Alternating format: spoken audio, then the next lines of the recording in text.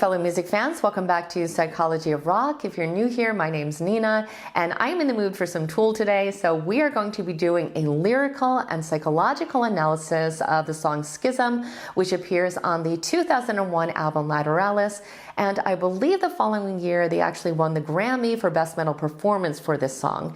And it's definitely one of the tracks that speaks to me the most personally, which is why I chose it for today's analysis. Now, one of the things that I like most about the band is that their music almost invites interpretation. And over the years, I've heard some pretty thought-provoking theories about this song.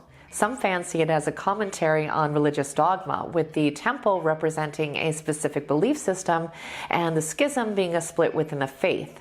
Others interpret it as a broader reflection of societal discord, describing a world that's struggling to communicate and find common ground, which would be especially relevant today. Another proposition is that the song could be a metaphor for an internal battle, the conscious mind at odds with the unconscious, which I think is a very interesting take on the lyrics. And all of these interpretations are completely valid and highlight the song's layered complexity. But one of the most intriguing possibilities I've come across is that the song is wrapped in the idea of Carl Jung's theory of the Anima and Animus, and specifically how this can influence and interfere with communication if they are not integrated, which is clearly an idea that is central to the song, with nearly every verse ending with this word. Now, if you're unfamiliar with this theory, Jung proposed that within each of us lies an unconscious aspect of the opposite sex. In men, it's the anima, or feminine side, and in women, it's the animus, or masculine side. According to Jung, these aspects influence our behavior, desires, perception,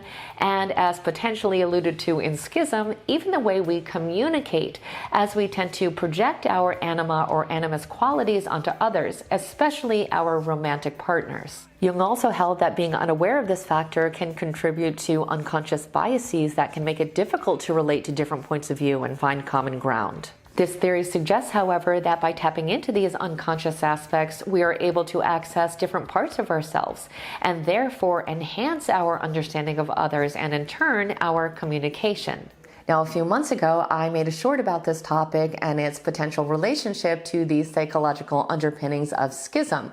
And since then, several of you have asked if I would go through the song and talk about how the song may be referencing either directly or indirectly the Anima and Animus. So that is what I'm going to be doing today. And as always, I have to give the disclaimer that this is just my own personal analysis through one particular lens.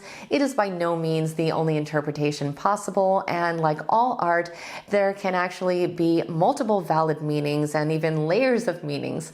So let's go ahead and look at this song section by section, and you can let me know at the end if you think that Jung's theory fits. So overall, if we look at Schism through the lens of Jung's theory, I think the lyrics are portraying a relationship where unresolved conflict between potentially masculine and feminine energies have led to a communication breakdown and the relationship is crumbling. The song opens with a sense of knowing. I know the pieces fit.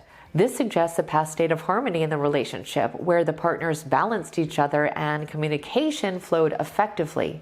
But then we see a shift occurring in the line, "'cause I watched them fall away." So the pieces that once fit are now separating, symbolizing the schism in the relationship.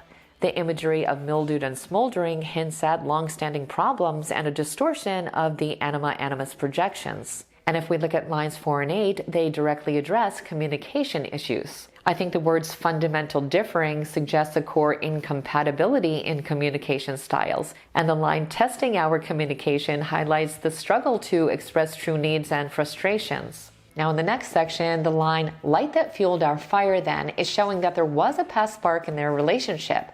However, the verse goes on to suggest that this light has become destructive, creating distance with the line, "has burned a hole between us." So through the lens of this framework, the anima-animus projections could be fueling negativity and hindering intimacy. I also think that the last lines here express frustration and hopelessness. The couple is trapped in a cycle of negativity. The protagonist says, "We cannot seem to reach an end," and is explaining that all of this is crippling their communication.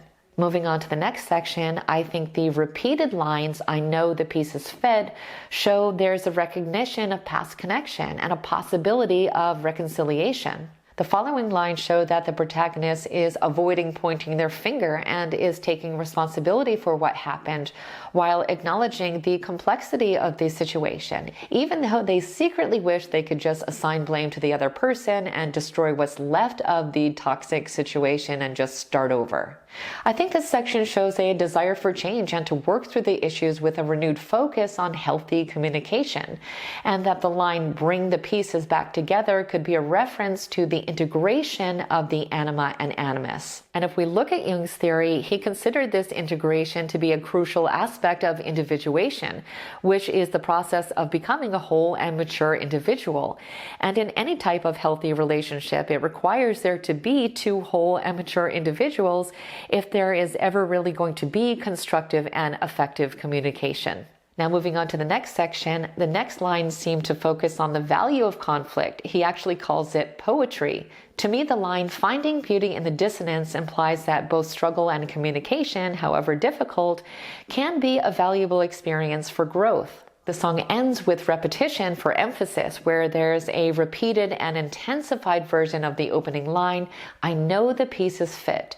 This insistent repetition underscores what I believe is the song's core message, that despite the challenges, reconciliation is possible, especially through acknowledging the anima-animus dynamic, working on authentic communication, and rediscovering the connection that once existed. Now, while I do feel that this theory is a helpful framework, it of course doesn't mean that the song has to be restricted to one interpretation.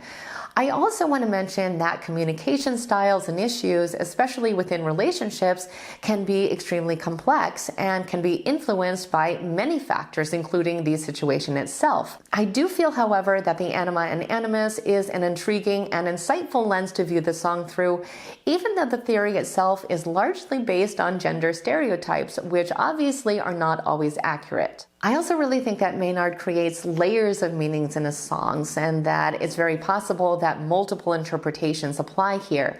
And as always, I think the interpretation that speaks to us the most personally is likely the most valid. So those are my thoughts on Schism, but I would love to hear yours, so don't forget to leave a comment down below. They always generate an interesting dialogue, and I love reading through them. As always, I hope you enjoyed today's analysis. Please don't forget to subscribe to the channel if you haven't done so already. I want to thank you so much for watching, and I will see you next week.